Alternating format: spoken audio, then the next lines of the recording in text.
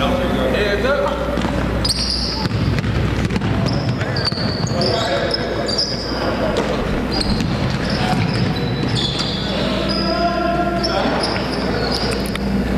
All right, Jake, first things first, right out of the gate, we have a three-pointer made. You've got to mirror that as well.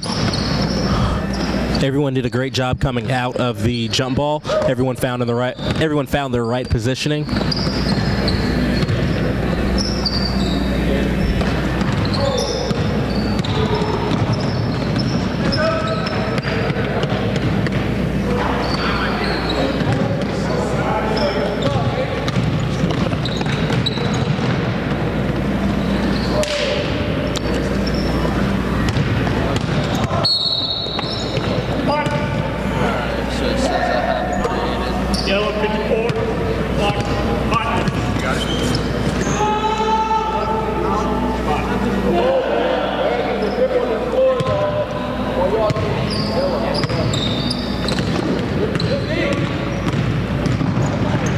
Good hustle, Jake, getting back.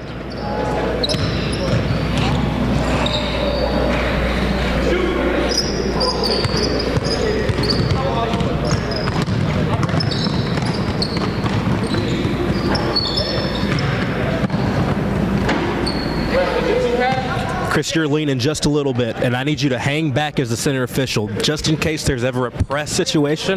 When you're the center official, you want to hang out at that free throw line extended, even after that ball has already been inbounded.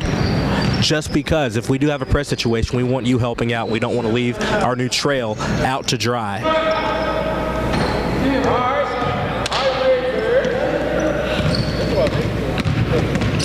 Mike, same thing goes for you. It is imperative that as the center official, we want to hang back at that free throw line after a made basket.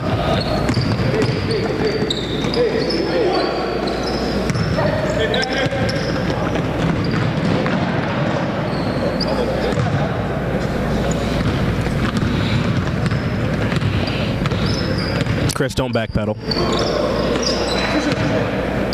It's problematic for tripping. You can turn and run and look over your shoulder.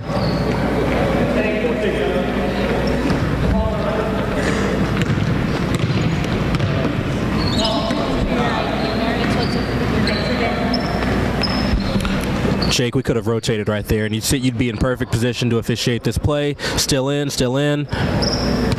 Ball's been over here for a while. You could have came over a long time ago. Ball's still on this side.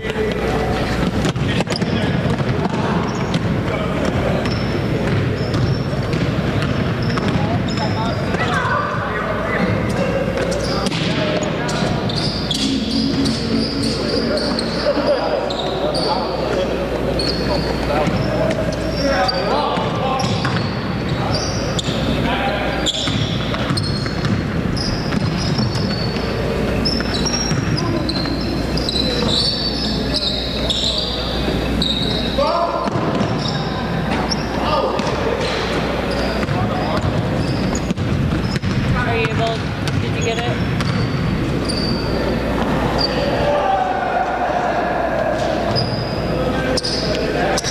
Chris, you've got to be in a position to rotate. That necessarily didn't cause for a rotation, but you could have been a little in the closed down position. As soon as your partner starts that count, that's an indicator for us as the lead official to recognize, hey, this is a good opportunity. We may need to rotate.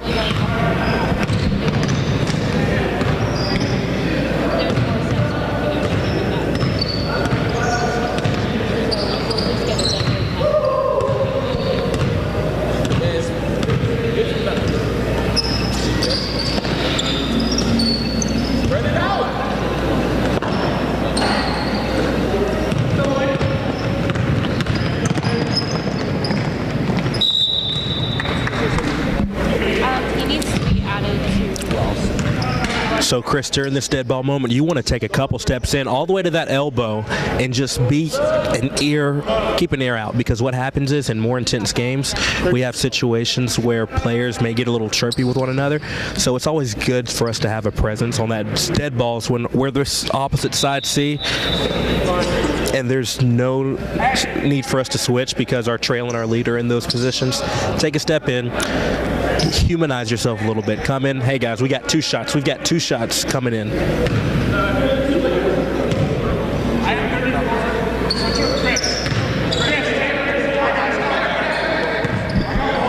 Jake, you're chopping in the clock on that.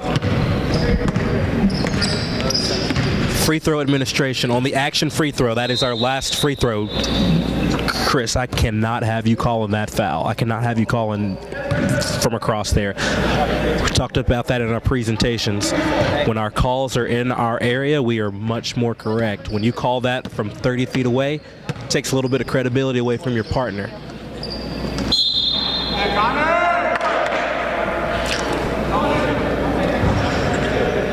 Yellow 32, hit, 1. Count that. So, Jake, let's talk about that play real quick. Was there contact on that play? Absolutely. I think what we can allow ourselves to do is let that play finish a little bit longer and figure out if it really affected the motion. I believe the contact happened early enough to where he was still strong enough to go up with that arm on it, and it actually didn't affect any flow of his arm movement. And so brings up an important concept of start, develop, finish. Letting a play finish all the way before we make a decision whether to put a whistle on it. Jake, you're kind of flashing your signals up there. If you're going to hold them up there early. You can hold them up there while you're reporting that foul. Even when you say blue, it's blue 22. Holding it a little bit longer. That way it's not a flash and go.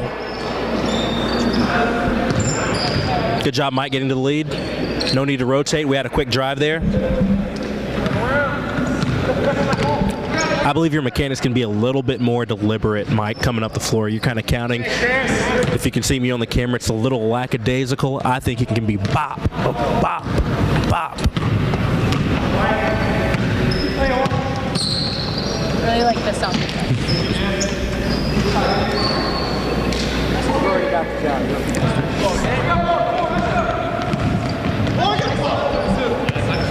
Yes, sir. Yes, sir. It is, he traveled.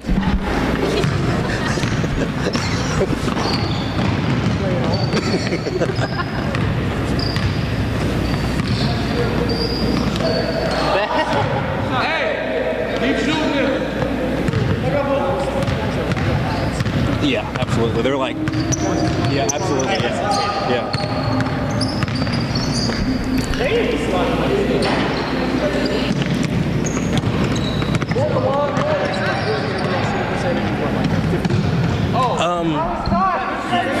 You're really nice.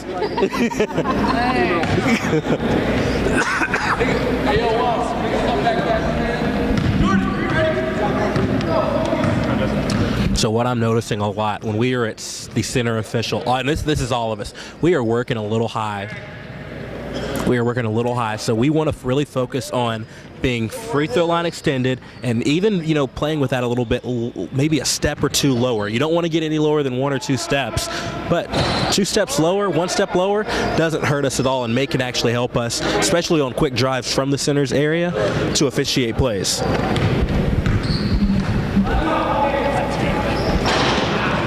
If I see one more freaking 3, I swear to God. Good call.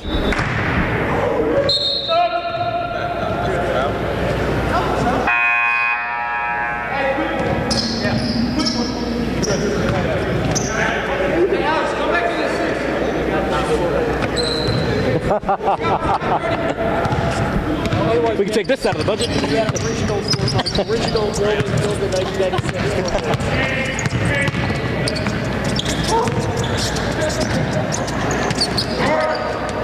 Hey, I got here.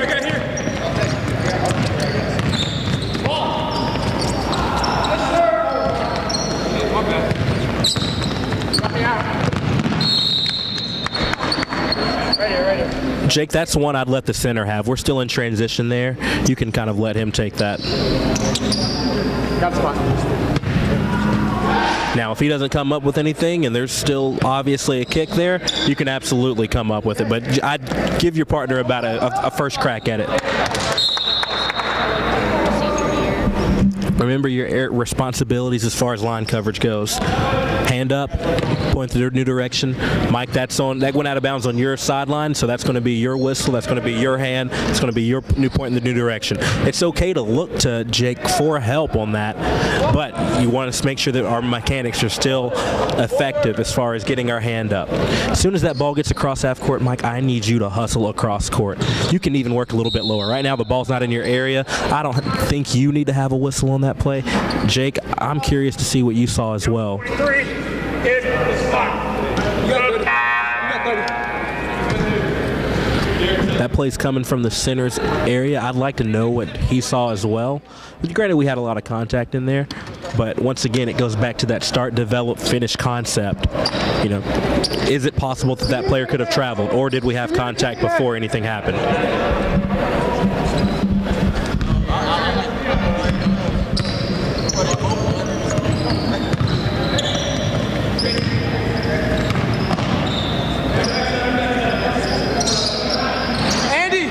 Don't stop.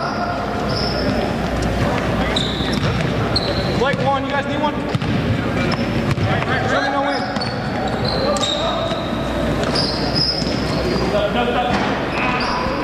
win. Jake, when a shot goes up from not your area, I want you to really focus on taking 1 to 2 steps down. That way you can help us out on rebounding action. You're athletic enough to still beat these guys down the court, but we need your help in rebounding action. So you didn't back out at all, but by all means, take a couple steps down to get yourself in a better position to see rebounding action.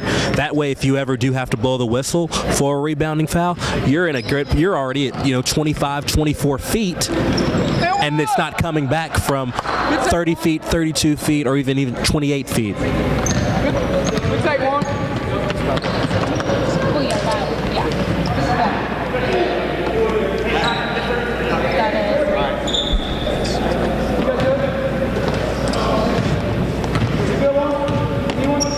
All right, now the ball's across, hustle across, hustle across.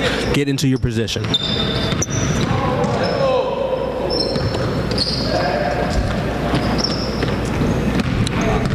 love intramural basketball. Good foul. Yellow 24. You want one or Jake, you all right, brother? You breathing? You got it, great. You good?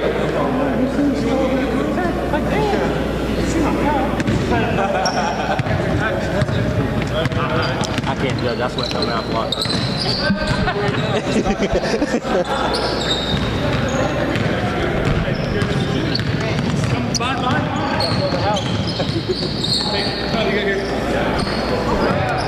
Just trying to build a structure high enough to get to the light so they can fix it.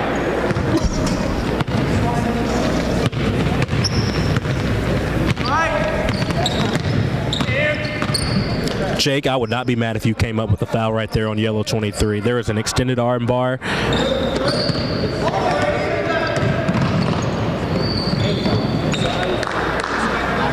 The rare, wide open, made layup in intramural basketball.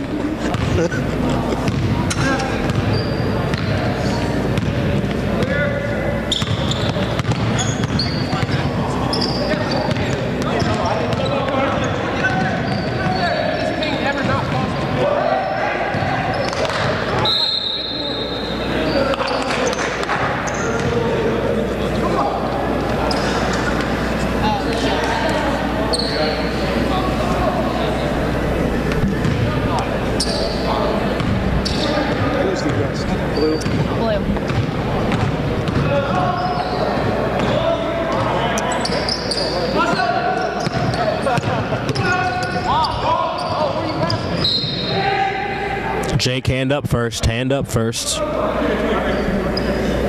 It's small mechanical things that can honestly make a difference for a good official and a great official, and it's building that consistency with that.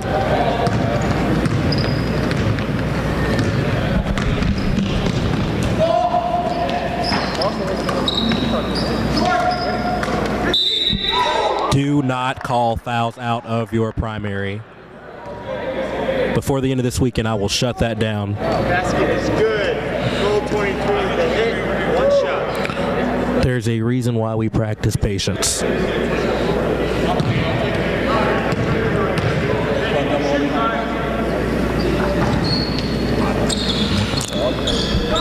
Jake, center official mechanics. You are responsible for the clock on an action free throw. Therefore, shot goes up, your hand goes up. If that shot is missed, you are the one responsible for starting the clock once the ball is legally touched. If they make the shot, you may put your hand down, and then that responsibility gets passed off to the new trail. But that is a responsibility of the center official, making sure that you have clock responsibilities in restarting. I want to take a look at that screen when we get back into the classroom.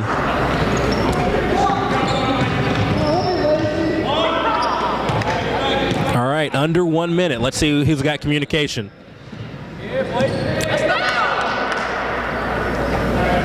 So in the last minute, no one's done it so far, but in the last minute, what I want to see from every official is everyone holding up the 1 minute. That way we all have that clock awareness.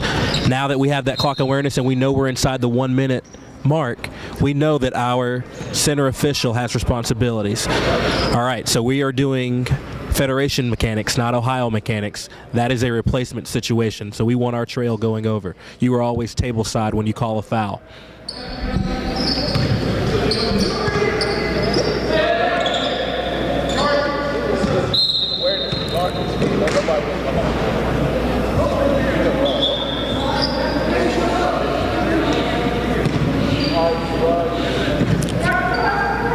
No one's going to start the clock. No one's going to start the clock. Started the clock.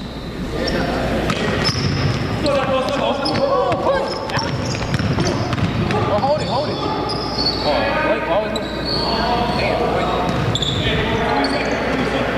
All right, who has last responsibilities for the clock? There it is. Jake taps his chest. I hope our partners recognize it. That way they know that the last shot responsibility is on Jake.